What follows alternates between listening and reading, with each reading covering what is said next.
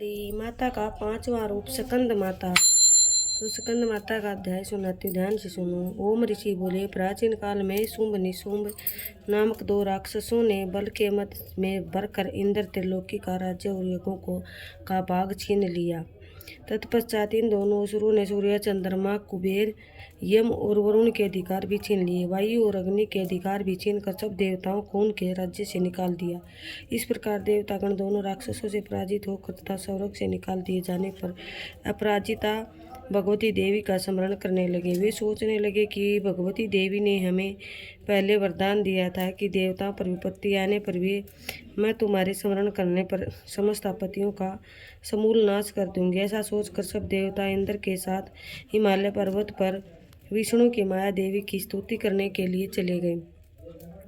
देवता बोले, देवी और माँ देवी को हम नमस्कार करते हैं, शिव को नमस्कार करते, प्रकृति एवं भद्रा को प्रणाम करते हैं। हम नियम पूर्वक जगदम्बा को नमस्कार करते हैं, रुद्रा को प्रणाम करते हैं, नित्या गौरी एवं दावी को बार बार नमस्कार करते हैं, ज्योत सनातमयी चंद्र रूपिणी एवं सुख स्वरूपा देवी को प्रणाम करते हैं। शरणागतों का कल्याण करने वाली एवं सिद्धि रूपा देवी को बारंबार नमस्कार करते हैं। राक्षसों की लक्ष्मी, राजाओं की लक्ष्मी तथा सर्वाणी शिव पत्नी को नमस्कार करते हैं। देवी को दुर्गा स्थल को पार करने वाली दुर्गा पाक को सारा सर्वकारिणी सर्वपाणी कृष्ण का धूप देवी को सदैव नमस्कार। अत्यंत सौम्यता अत्यंत रुद्र रूपा को हम नमस्कार करते हैं, उन्हें हमारा बार बार प्रणाम है। जगत के आधार मूल कृति देवी को बार बार नमस्कार। जिस देवी को प्रणाम मात्र विष्णु की माया कहते हैं उसको नमस्कार। जो देवी समस्त प्राणियों में चैतन्य कहलाती उसको नमस्कार। देवी संपूर्ण प्राणियों में बुद्धि रूप में स्थित है उसको नमस्कार। जो देवी सब प्राणियों में निद्रा रूप से विराजमान है उनको नमस्कार। जो देवी संपूर्ण प्राणियों में अक्षुधा रूप से विराजमान है उनको नमस्कार। जो देवी संपूर्ण प्राणियों में छाया रूप से स्थित है उसको नमस्कार। जो देवी सब प्राणियों में जाति रूप से स्थित है उसको नमस्कार। जो देवी सब प्राणियों में लज्जा रूप से स्थित है उसको नमस्कार। जो देवी सर्व प्राणियों में श्रद्धा रूप से स्थित है उसको नमस्कार। जो देवी सब प्राणियों में कांति रूप से स्थित है उसको प्रणाम। जो देवी सब प्राणियों में लक्ष्मी रूप से स्थित है नमस्कार। देवी समस्त प्राणियों में वृत्ति रूप से स्थित है उसको नमस्कार। जो देवी समस्त जीवों में समृद्धि रूप से विद्यमान है उसको प्रणाम।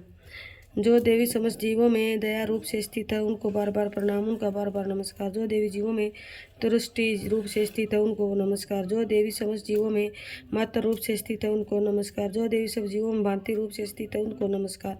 देवी सभी प्राणियों में इंद्रियों को यथाष्टि और उसी प्रकार सब में व्यापक है उस देवी को बारंबार नमस्कार। जो देवी चैतन्य रूप से संपूर्ण संसार को व्यापक करके स्थित है उसको बारंबार प्रणाम। पूर्व काल में देवताओं ने अपना अभीष्ट फल पाने के लिए जिस भगवती की स्तुति की और देवराज इंद्र ने बहुत दिनों से जिसका सेवन किया है वह कल्याण की साधना भुजा ईश्वरीय हमारा कल्याण करे तथा सारी विपत्तियों को नष्ट करे। राक्षसों द्वारा पीड़ित हम सब देवता उस परमेश्वरी को प्रणाम करते हैं तथा भांति पूर्वक स्मरण करते हैं।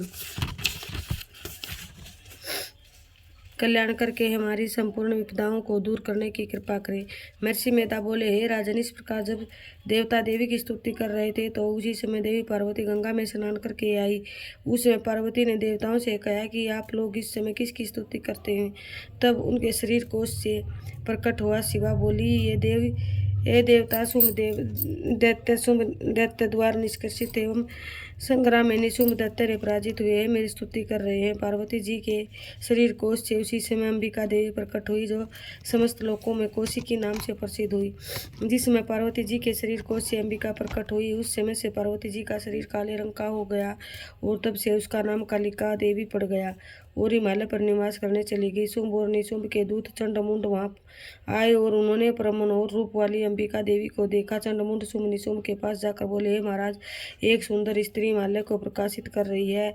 हे शिवेश्वर, हमने उस जैसी परम स्त्री सुंदर कभी और नहीं देखी, इसलिए पता करना चाहिए कि वह कौन है और किसकी है। वह सब स्त्रियों में रतन है, वह अपनी कांति से देशों दिशाओं को प्रकाशित कर रही है।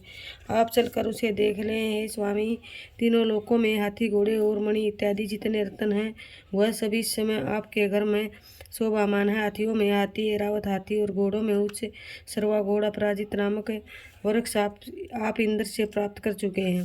हंस सहित रतन जड़ित ब्रह्मा जी का अद्भुत विमान भी आपके पास है। महापक्ष निमक से विधि अपने कुबेर से ले ली है। समुद्र ने आपको किंज किलिनी नाम की माला प्रदान की है, जिसके कमल कभी मुरझाते नहीं हैं। सोने की वर्षा करने वाला वरुण का अक्षर भी आपके पास है। रथों में श्रेष्ठ प्रजापति का रथ भी आपके पास है। सुराज मृत्यु से उत्तरादित्य नामक शक्ति भी आपसे छीन ली है तथा वरुण के पास भी आपके पास निशुंभ के पास ही है। निशुंभ ने समुद्र में उत्पन्न होने वाले सब प्रकार के रत्न भी अपने अधिकार में ले लिए और ऐसे ही 2 वस्त्र भी अग्निदेव ने आपको दिए हैं, जिन्हें अग्नि नहीं जला सकती। हे दैत्यराज, इस प्रकार सभी स्वरूपी वस्तुएं और संग्रह कर चुके हैं। अब आप कल्याणकारी स्त्रियों में रतन रूपी इस स्त्री को ग्रहण कर। ऋषि बोले, चंद्रमुंड के वचन सुनकर सुम ने सुग्रीव नामक राक्षस को अपना दूत बनाकर देवी के पास भेजा। सुम ने कहा कि तुम मेरी ओर से इस प्रकार करना जिससे वह प्रसन्न होकर यहाँ शीघ्र आने को तैयार हो। सुग्रीव शीघ्र पर्वत के उस स्थान पर पहुंचा जहाँ पर देवी बैठी हुई थी। वह स्थान अत्यंत सुंदर था। वहां पहुंचकर सुग्रीव ने मधुरवाणी में बोला, हे देवी, दैत्यों के राजा सुम ने तीनों लोकों के अधिपति हैं, उनके पास भेजा है। उनकी आज्ञा का उल्लंघन करने का साहस किसी भी देवता में नहीं तथा राक्षसों के समस्त शस्त्रों पर उन्होंने विजय प्राप्त कर ली। उन्होंने आपके लिए संदेश भेजा है कि तीनों लोकों पर मेरा अधिकार है, सब देवता मेरे अधीन है। यज्ञ के सब भागों में को अलग अलग ही ग्रहण करता हूँ। तीनों लोकों के उत्तम रत्नों के हम स्वामी हैं। इंद्र का ऐरावत हाथी भी मेरे पास है। समुद्र मंथन के उत्पन्न हुआ उच्च सर्वा नामक घोड़ा भी ये देवताओं में हमें भेंट कर दिया है। गंधर्व एवं नागों के पास जितने भी रत्न रूपी वस्तुएं थी वे सब अब मेरी हो चुकी हैं। आप भी स्त्री में एक रत्न हो, इसलिए आपको भी हमारे पास ही आना चाहिए, क्योंकि मैं रत्नों का भक्त हूँ।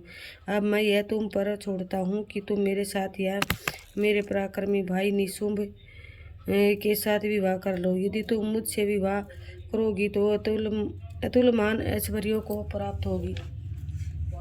महर्षि मेधा ने कहा, दूत के ऐसा कहने पर भगवती दुर्गा मन ही मन मुस्काई और इस प्रकार बोली, हे दूत, तुमने जो कहा वह सब सत्य है, इसमें किंचित मात्र भी झूठ नहीं है। शुंभ इस समय तीनों लोकों का स्वामी और निशुंभ भी उसी की भांति पराक्रमी है, परंतु मैंने एक प्रतिक्रिया कर रखी है कि प्रतिज्ञा यह है कि मुझे जो युद्ध में हरा देगा और मेरे इस अभिमान को खंडित कर देगा तथा बल में जो व्यक्ति मेरे सम्मान होगा वही मेरा पति होगा। इसलिए शुंभ निशुंभ में से जो भी मुझे युद्ध में हरा देगा मैं उसी से विवाह कर लूँगी। मेरा यह संदेश उन तक पहुँचा दो। दूत सुग्रीव बोला, हे देवी, आप अभिमान से भरी हुई है, मेरे सम्मुख ऐसी बातें न करें। इस तरलोकी में जो मुझे कोई ऐसा दिखाई नहीं देता तो शुंभ निशुंभ को हरा सके। जब देवताओं में से कोई शुंभ व निशुंभ के सामने ठहर न सका तो फिर तुम जैसी कामनीय स्त्री बलारण भूमि में उसका मुकाबला कैसे कर सकोगी। तुम मेरा कहना मानकर शुंभ निशुंभ के पास चली जाओ। ऐसा करने से तुम्हारे गौरव की रक्षा होगी, अन्यथा जब वे तुम्हारे केस पकड़कर तुम्हें ले घसीटते हुए ले जाएं तो तुम्हारा गौरव नष्ट हो जाएगा। देवी बोली, शुंभ निशुंभ बड़े बलवान हैं, यह ठीक है, परंतु मैं अपनी प्रतिज्ञा से बंधी हुई हूँ, इसलिए तुम जाओ और मैंने जो कहा है वह आदरतापूर्वक असुराज से कह दो। इसके